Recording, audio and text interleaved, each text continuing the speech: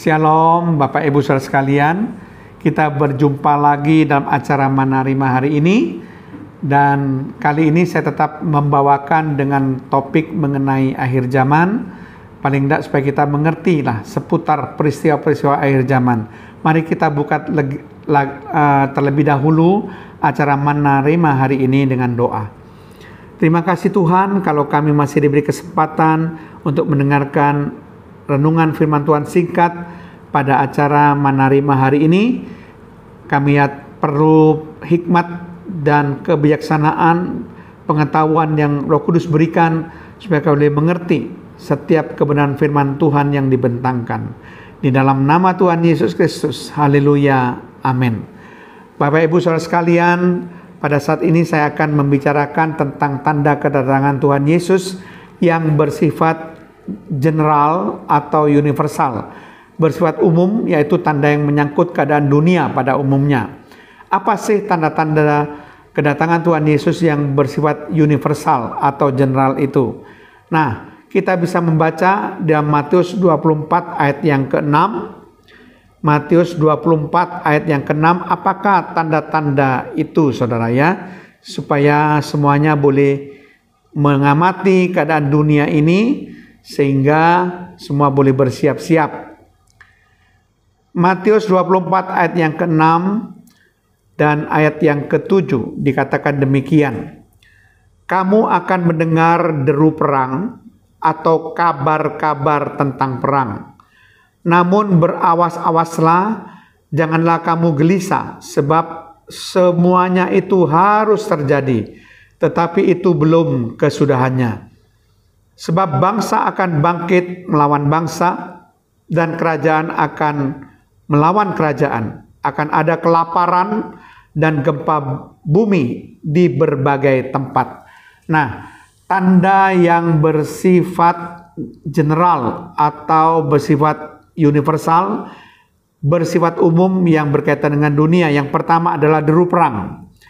Akan terjadi deru perang, kabar-kabar tentang perang antar negara.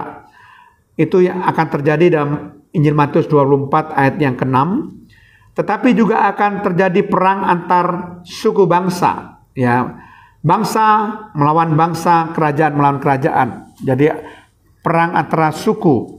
Misalnya kalau saudara perhatikan di Pakistan, ya, itu perang antara Pakistan melawan suku Tamil, ya, suku Tamil. Itu juga terjadi dengan juga Taliban dan sebagainya, saudara. Itu perang antar suku, antara kerajaan melawan kerajaan di dalam Injil Matius pasal 24 ayat yang ke-7. Kemudian tanda yang ketiga dikatakan akan ada kelaparan. Itu kelaparan terjadi di muka bumi, dan kita lihat memang sekarang ini di negara Afrika itu banyak sekali negara-negara yang mengalami kelaparan. Jadi memang kelaparan itu sudah menjadi tanda tentang kedatangan Tuhan Yesus, di mana dunia akan menjadi makin sulit. Lalu terjadi tanda yang keempat adalah gempa bumi di berbagai tempat. Matius 24 ayat yang ke-7.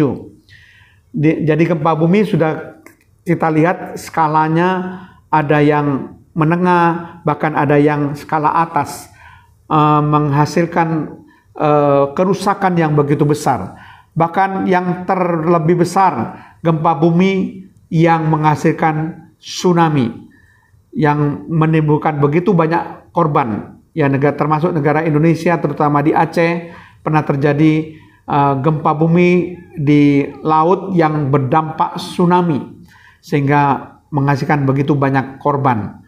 Ya, itu merupakan tanda-tanda kedatangan Tuhan Yesus, ya, yang kedua kali, yang bersifat general atau universal. Nah, kemudian kita akan melihat juga tanda apa lagi yang merupakan tanda yang bersifat general atau universal.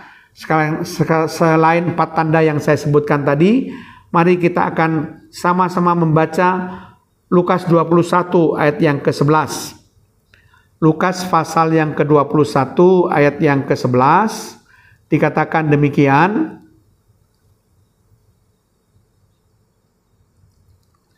Dan akan terjadi gempa bumi yang dahsyat, dan di berbagai tempat akan ada penyakit sampar, dan kelaparan, dan akan terjadi juga hal-hal yang mengejutkan dan tanda-tanda yang dahsyat dari langit. Nah, di sini gempa bumi sudah disebutkan tadi, kemudian kelaparan sudah disebutkan, tetapi ada satu yang belum disebutkan dalam Injil Matius adalah sakit penyakit, bala penyakit yang akan terjadi sebagai tanda kedatangan Tuhan Yesus yang kedua kali.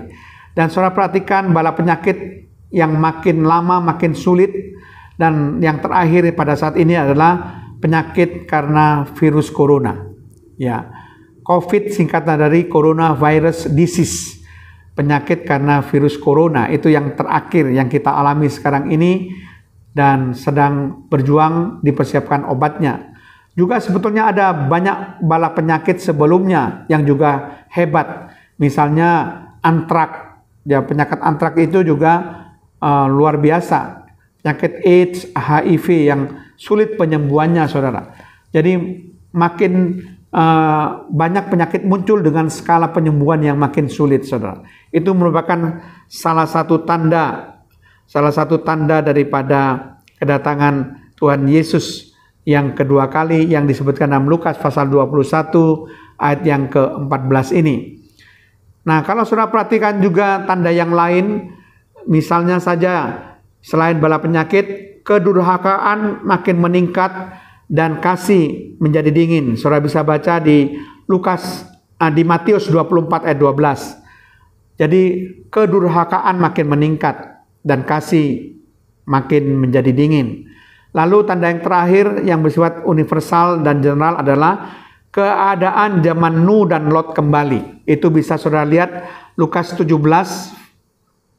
ayat yang ke-26 sampai ayat yang ke-30. Zaman Nuh akan kembali, zaman Lot akan kembali. Jadi keadaan di mana manusia pada zaman Nuh, manusia pada zaman Lot itu akan kembali, saudara ya.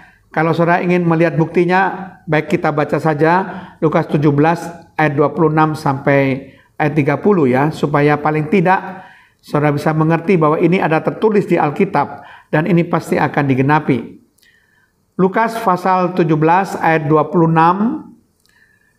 Dan sama seperti terjadi pada zaman Nuh, demikianlah pula halnya kelak pada hari-hari anak manusia. Ayat 27. Mereka makan dan minum, mereka kawin dan dikawinkan sampai kepada hari Nuh masuk ke dalam bahtera. Lalu datanglah air bah dan membinasakan mereka semuanya. Ayat 28, demikian juga seperti yang terjadi di zaman Lot. Mereka makan dan minum, mereka membeli dan menjual, mereka menanam dan membangun. Tetapi pada hari Lot pergi keluar dari Sodom, turunlah hujan api dan hujan belerang dari langit dan membinasakan mereka semua. Ayat 30, demikianlah halnya kelak pada hari di mana anak manusia menyatakan dirinya. Jadi keadaan pada zaman Nuh, keadaan manusianya pada zaman Nuh, maksudnya demikian, itu akan terjadi. Di mana manusia makan minum, kawin mengawinkan, kemudian keadaan pada zaman Lot juga sama. Dikatakan mereka membeli, menjual, menanam dan membangun. Jadi keadaan manusianya pada keadaan zaman Nuh dan Lot akan terjadi. Ya, tetapi bukan berarti bahwa akan terjadi air bah, tidak, karena air bah tidak akan terjadi lagi yang memusnahkan seluruh manusia.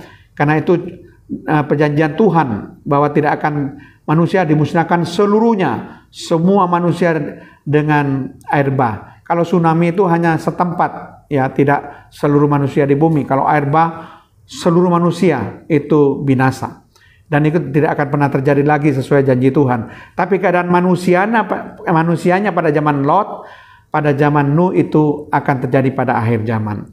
Nah, Bapak Ibu Saudara sekalian, kita sudah membahas mengenai tanda-tanda yang bersifat general atau tanda-tanda yang bersifat universal, ya, yaitu yang pertama deru perang, bangsa melawan bangsa, kerajaan melawan kerajaan, bahaya kelaparan, gempa bumi, bala penyakit, kedurhakaan meningkat, kasih menjadi dingin, keadaan zaman Nuh dan Lot akan kembali. Amin. Mari kita berdoa. Terima kasih Tuhan, hamba-Mu sudah menyampaikan kebenaran firman-Mu supaya kami boleh bersiap-siap untuk menjaga hidup kami, supaya kami boleh bersiap sedia ketika Tuhan Yesus datang kedua kali. Terima kasih Tuhan, dalam nama Tuhan Yesus Kristus, haleluya, Amin.